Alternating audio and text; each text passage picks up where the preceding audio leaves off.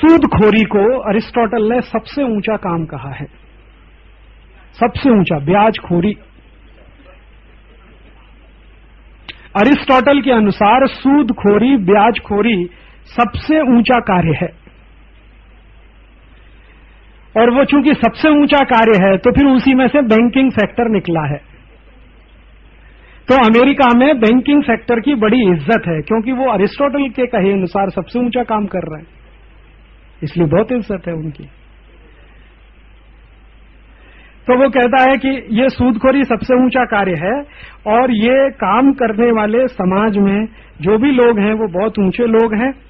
और वहां क्या होता है कि अभिजात्य वर्ग, माने ये जो रूलिंग क्लास है, रूलिंग क्लास को सूदखोर होना ही चाहिए अरिस्टोटल के अनुसार।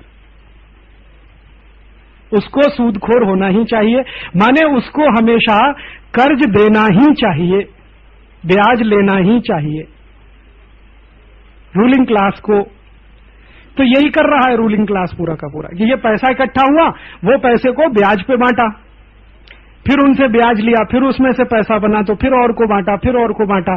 इस तरीके से साधारण आदमी कर्जे में है, रूलिंग क्लास के पास सरप्लस कैपिटल है।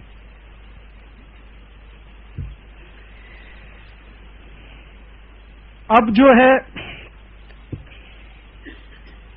उत्पादन, अब एक दो बातें अब मैं कहूं कि देखिए ये सब है उनकी मान्यता। अभी इसमें बहुत है, मैं अब इसको संक्षेप कर रहा हूं। ये इतना मैंने आपको इसलिए सुना कि कुछ पिक्चर बनता है मन में, कुछ बन रहा है दिमाग में। अच्छा, बन रहा है तो अब इसमें से एक समझ निकलनी चाहिए हमारी कि उनका ये जो समाज है वो इस तरह का है, ठीक है। अभी ये समाज उनका ऐसा क्यों है, मन ऐसा क्यों है, एक बड़ा प्रश्न, ऐसा क्यों है। तो उसका कारण जो है वो सबसे बड़ा ये है कि उनकी परिस्थिति बहुत विपरीत है, प्रतिकूल है। जिस परिस्थिति में वो रहते, कहाँ रहते हैं वो, यूरोप में रहते हैं। यूरोप कैसा है, साल में 6-7 महीने -20 डिग्री सेंटीग्रेड तापमान, -40 डिग्री सेंटीग्रेड तापमान, बर्फ ही बर्फ चारों तरफ, बर्फ ही बर्फ, बर्फ ही बर्फ।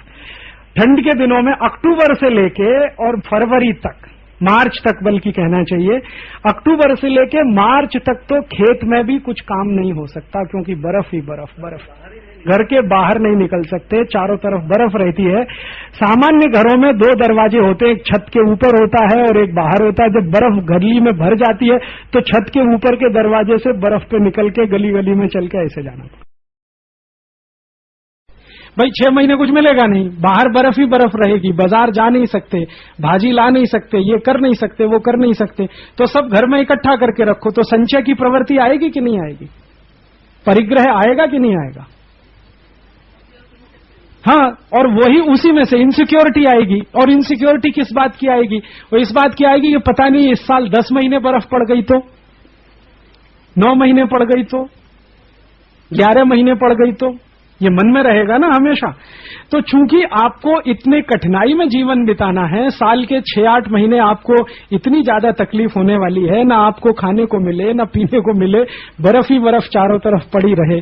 मिट्टी भी आपकी कठोर हो जाएगी, जब लगातार बर्फ मिट्टी में रहेगी तो मिट्टी भी कड़क हो जाएगी, उत्पादन भी नहीं होगा। सामान्य रूप से यूरोप में अक्टूबर से लेकर मार्च तक तो घास का तिनका भी नहीं उगता है किसी खेत में।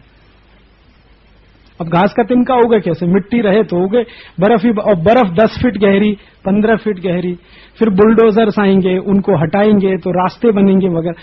तो थोड़ा हार्ड है कि नहीं जीवन। और जहां जीवन इतना हार्ड होगा वहां इनसिक्योरिटी होना बहुत स्वाभाविक है, और जहां इनसिक्योरिटी आएगी वहां पे संचय होना बहुत स्वाभाविक है, और जहां संचय आएगा वहां लूट करना बहुत स्वाभाविक है, और जहां लूट होगी वहां प्लंडरिंग तो आने ही वाली है। फिर उसी को वो ट्रेड कहेंगे।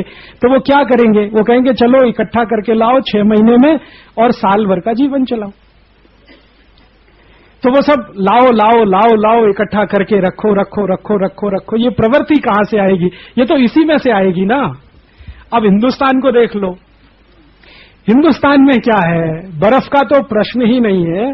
साल में 4 महीने 5 महीने थोड़ा बहुत बारिश है, या 3 महीने बारिश है, 2-3 महीने थोड़ी गर्मी है, 1-1.5 महीने थोड़ी ठंडी है।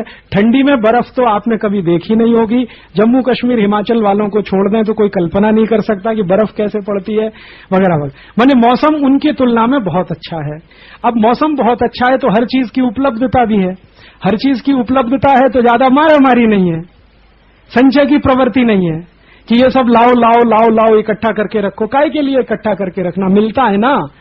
आज सब्जी मिली है, कल भी मिलेगी, परसों भी मिलेगी, नरसों भी मिलेगी, मिलने वाली है। उनके लिए प्रॉब्लम है, आज सब्जी मिली 6 महीने बाद नहीं मिलेगी, तो ला के फ्रिज में भर भर के रखो। तो उसके लिए फ्रिज आएगा, फ्रिज की टेक्नोलॉजी आएगी, ये सब आएगा। हमें क्या जरूरत है? हमें तो आज मिला है, कल भी मिलेगा, परसों भी मिलेगा। तो हम क्या करेंगे? उनकी नकल करने के लिए जबरदस्ती ज्यादा लाएंगे, फ्रिज में भर के रखेंगे।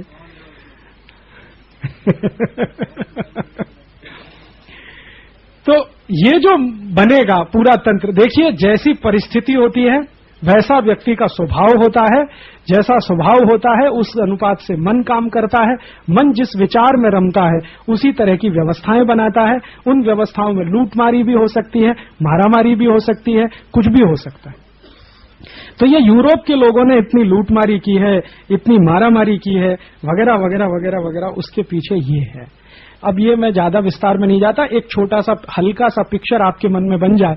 ज्यादा तो जब आप ये किताब पढ़ेंगे तो और विस्तार से आपको इसमें मिलेगा। बहुत छोटी छोटी बातें मैंने लिया, बहुत छोटी छोटी। शादी के बारे में उनकी मान्यता क्या है, और शादी के बाद के जो पत्नी के अधिकार हैं उसके बारे में मान्यता क्या है, पति के हैं, डाउरी के बारे में वगैरह वगैरह, बहुत सारी बातें हैं इसमें। लेकिन मैंने संक्षेप में, एक तो राजा के नीचे रूलिंग क्लास ऑर्डर करेगा, वो प्रजा को उसका पालन करना है। जो कुछ है वो राजा के लिए है। राजा ईश्वर का प्रतिनिधि है, तो ईश्वर का चूंकि प्रतिनिधि है इसलिए सत्य वही बोलता है, सत्य को वही जानता है, सद्गुण सब उसी में है, बाकी सभी में दुर्गुण।